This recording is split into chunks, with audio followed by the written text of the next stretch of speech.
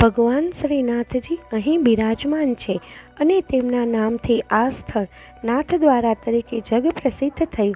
શ્રીનાથજીની આ લીલા સ્મૃતિમાં દર વર્ષે મહાવદ સાતમના દિવસે નાથદ્વારામાં પૂરા આનંદ અને ઉત્સાહથી પાટોત્સવ ઉજવવામાં આવે છે.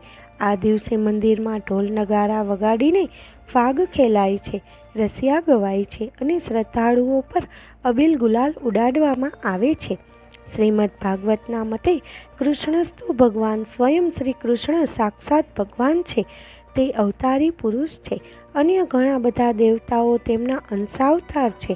ભગવાન પોતાની લીલાઓ દ્વારા ભક્તોને દુન્યવી પ્રપંચ લીલાઓમાંથી મુક્ત કરે છે.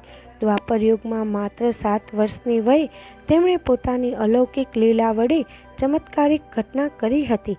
તે સમયે દેવરાજ ઇન્દ્રે વ્રજવાસીઓ પર કોપાયમાન થઈ ભીષણ વરસાદ વરસાવ્યો હતો. આ સમયે ભગવાન શ્રી કૃષ્ણ આ વ્રજવાસીઓની વહારે ધાયા હતા. તેમણે પોતાના ડાબા હાથની ટચલી આંગળી વડે ગોવર્ધન પર્વતને ઊંચકીને સતત 7 દિવસ સુધી ધારણ કરીને દેવરાજ ઇન્દ્રનું ઘમંડ ઉતારી દીધું હતું. તેમની આવી લીલાને કારણે તેઓ આખા જગતમાં ગોવર્ધનધારી તરીકે પ્રસિદ્ધ થયા. તેઓએ ઇન્દ્રનું ઘમંડ ઉતારવા માટે ઇન્દ્રદમન, કાલિયા નાગ માટે નાગદમન, બ્રહ્મા, વરુણ, યમરાજ, કામદેવ વગેરેનું અભિમાન ઉતારવા માટે દેવદમન તરીકે પ્રખ્યાત બન્યા હતા. કલયુગમાંથી ગિરિરાજ ગોવર્ધન પર પ્રકટ થઈ શ્રીનાથજીના નામે જગ પ્રસિદ્ધ થયા. શ્રીનાથજીની પ્રાકટ્ય કથા પણ અદ્ભુત અને રોચક છે. ગિરિરાજની એક કંદરામાંથી શ્રીનાથજીની ઉર્ધ્વભુજાનું પ્રાકટ્ય વિક્રમ સંવત 1466ને શ્રાવણ વદ ત્રીજની તિથિએ વહેલી સવારે પ્રાતઃકાળે શ્રવણ નક્ષત્રમાં થયું. પરંતુ વ્રજવાસીઓને તેમની પૂજાના દર્શન શ્રાવણ શુક્લ પંચમીએ થયા.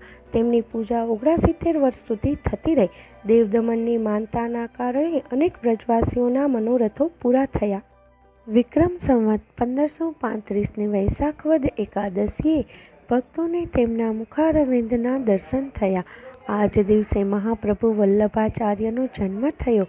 વિક્રમ સંવત 1549ની ફાગણ સુદ એકાદશીએ ઝારખંડમાં વલ્લભાચાર્યને શ્રીનાથજીએ ગિરિરાજ પર્વત પર તેમની પાસે આવીને સેવા કરવાની આજ્ઞા કરી. શ્રાવણ સુદ બારસના દિવસે મહાપ્રભુજી 5 સેવકોની સાથે ગિરિરાજ પર જ્યારે આવ્યા ત્યારે શ્રીનાથજી કંદરામાંથી બહાર નીકળીને પોતાના પરમ ભક્ત અને અંશ સ્વરૂપ વલ્લભાચાર્યજીને આલિંગન આપ્યું.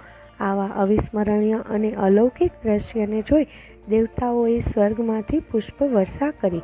ભગવાન શ્રીનાથજીએ મહાપ્રભુજીને કહ્યું કે વગર સેવાએ પુષ્ટિ માર્ગમાં જીવનો અંગીકાર ન થઈ શકે. તમે મને આસન પર બેસાડો અને જગતના ઉદ્ધાર માટેની મારી સેવાનો પ્રારંભ કરો.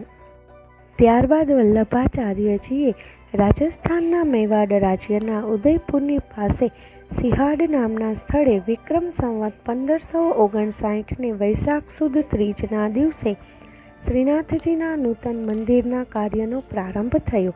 વિક્રમ સંવત 1576માં ગિરિરાજના બ્રહ્મ શિખરના મધ્યભાગે શ્રીનાથજીનું ઐતિહાસિક મંદિર પૂર્ણ થયું અને અખાત્રીજના શુભ દિવસે શ્રીનાથજીની સ્થાપના કરવામાં આવી અને આ મંદિરમાં શ્રીનાથજી વિક્રમ સંવત 1726 સુધી બિરાજમાન રહ્યા.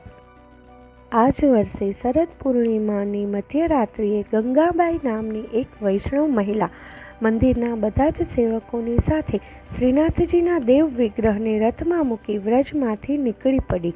ગંગાબાઈની આ યાત્રા આગ્રા, કોટા, બુંદી, પુષ્કર, કિશનગઢ તથા જોધપુર થઈને 2 વર્ષ 4 મહિના અને 7 દિવસ પછી વિક્રમ સંવત 1728માં ફાગણ વદ સાતમના દિવસે સિહાડ ગામે આવી પહોંચી.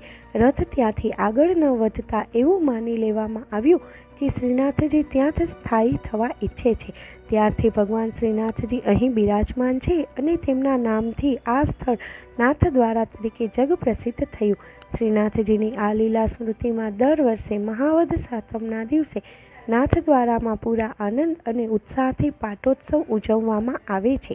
આ દિવસે મંદિરમાં ઢોલ નગારા વગાડીને શંખનાદ કરવામાં આવે છે, ફાગ ખેલાય છે, રસિયા ગવાય છે અને શ્રદ્ધાળુઓ પર અબીલ ગુલાલ ઉડાડવામાં આવે છે.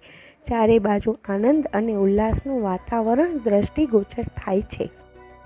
ફાગણ માસમાં એકાદશીએ કુંજના દર્શન થાય છે.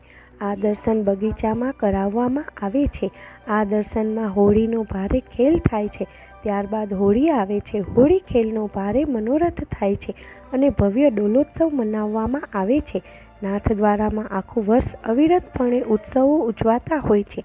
અહીંની એક વસ્તુ પાછળ ધર્મની સાથે કલા અને વૈભવના અદ્ભુત દર્શન થાય છે. આ એક વૈષ્ણવ સંપ્રદાયની અનોખી પરંપરા છે અને એમાં સંસ્કૃતિ સાથે ઉજવાતા ઉત્સવોનું અનેરું મહત્ત્વ છે. નાથદ્વારાની ગલીએ ગલીઓ વહેલી સવારથી જ આનંદ, ઉલ્લાસ અને ભક્તિભાવનાથી રંગેચંગે ઉછળતી હોય છે. વર્ષ દરમિયાન ઉજવાતા ઉત્સવોમાં પ્રભુની સેવા બહુ નિયમબદ્ધ રીતે અને વ્યવસ્થિત રીતે કરવામાં આવે છે.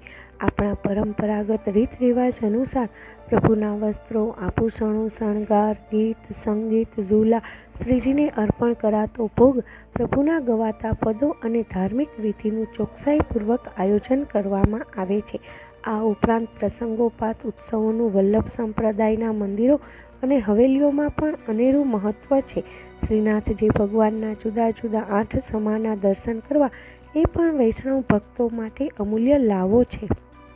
નાથદ્વારામાં સાંજની આરતી પછી શ્રીનાથજીની ગોવર્ધન યાત્રા માટે રોજ સુવર્ણ રથ સજાવવામાં આવે છે. શ્રીનાથજી રાત્રે આ સુવર્ણ રથમાં ગિરિરાજજીના શિખર પર જાય છે અને ત્યાં જ શયન કરે છે. બીજે દિવસે સવારની આરતીના સમયે શ્રીનાથજીના ધૂળ લાગેલા રથ અને બળદની જોડીના દર્શન નાથદ્વારામાં કરાવવામાં આવે છે. બીજી તરફ જતીપુરા વ્રજધામમાં ગિરિરાજજી ઉપર શ્રીનાથજીના મંદિરમાં તેમના શયન માટે રોજ સાંજે ચંદનનો પલંગ બિછાવાય છે. રોજ સવારે પલંગ પર શ્રીનાથજીના રાત્રિ શયનના સંકેત મળે છે. દિવસ પર શ્રીનાથજી નાથદ્વારામાં હોવાથી ગિરિરાજજીના મંદિરમાં શ્રીનાથજીની છબીની સેવા કરવામાં આવે છે. વ્રજવાસીઓને આપેલા વચન મુજબ રોજ રાત્રે શ્રીનાથજી ગોવર્ધન પર્વત પર આવીને વ્રજ જતીપુરા સ્થિત પોતાના સ્થાને જ સૂઈ જાય છે.